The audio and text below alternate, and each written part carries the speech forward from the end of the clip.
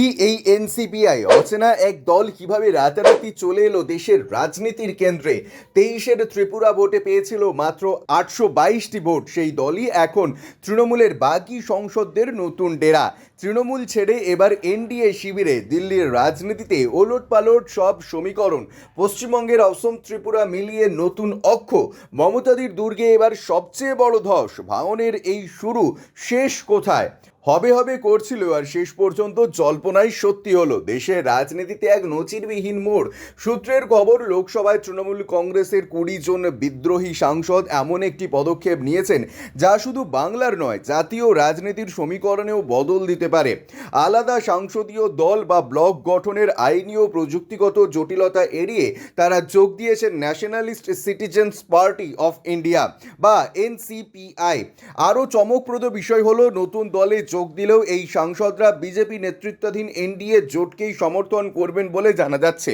অর্থাৎ তৃণমূলের অন্দরে যে ক্ষোভ বা অসন্তোষ এতদিন চাপা ছিল তা এবার প্রকাশ্যে বিস্ফোরিত হয়েছে। পশ্চিমবঙ্গ, অসম ও ত্রিপুরাকে কেন্দ্র করেই এই নতুন রাজনৈতিক সমীকরণ গড়ে উঠতে পারে বলে রাজনৈতিক মহলে জোর জল্পনা শুরু হয়েছে। সবচেয়ে বড় প্রশ্ন উঠেছে, এনসিপিআই আসলে কি? রাজনৈতিকভাবে খুব একটা পরিচিত নয় এই দল।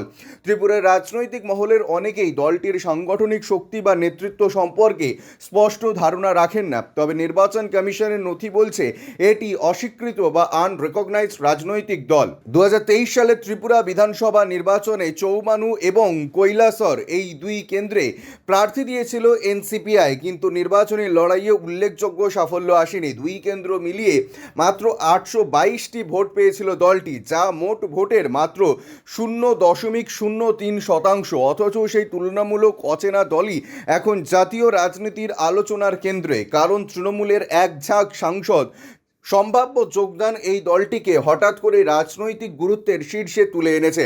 রবিবার দিল্লিতে ঘটে যাওয়া ঘটনাগুলির আরও একটি নাটকীয় মোড়। সূত্রের খবর, লোকসভা স্পিকার ওম বিড়লার বাসভবনে যাওয়ার আগে বিদ্রোহী সাংসদরা পৌঁছে যান কেন্দ্রীয় মন্ত্রী ভূপেন্দ্র যাদবের সরকারি বাসভবনে। সেখানে উপস্থিত ছিলেন কাকলি ঘোষ দস্তিদার, সুদীপ বন্দ্যোপাধ্যায়, শতাব্দী রায়, অরূপ চক্রবর্তী, সায়নী ঘোষ, মালা রায়, বাপি হালদার এবং প্রসূন বন্দ্যোপাধ্যায় সহ একাধিক গুরুত্বপূর্ণ সাংসদ। কিন্তু বৈঠকের সবচেয়ে তাৎপর্যপূর্ণ দিক ছিল অন্যত্র। শুধু ভূপেন্দ্র যাদবই নন, সেখানে উপস্থিত ছিলেন বিজেপির প্রভাবশালী সাংসদ নিশিকান্ত দুবেও।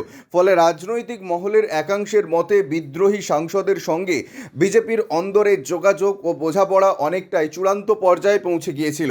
এই বৈঠকের পর থেকেই দিল্লির রাজনৈতিক করিডোরে শুরু হয়েছে জোর গুঞ্জন। এটি কি শুধুই দলবদল, নাকি বাংলার রাজনীতিতে বড় কোনো পালাবদলের সূচনা?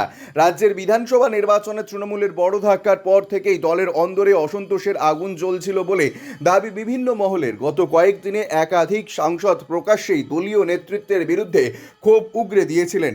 বাংলার বর্তমান রাজনৈতিক ও আইন শৃঙ্খলা পরিস্থিতি নিয়ে গভীর উদ্বেগ প্রকাশ করে তারা দিল্লির মোদী সরকারকে সমর্থন করার ব্যাপারে মনস্থির করেছিলেন বলে সূত্রের দাবি।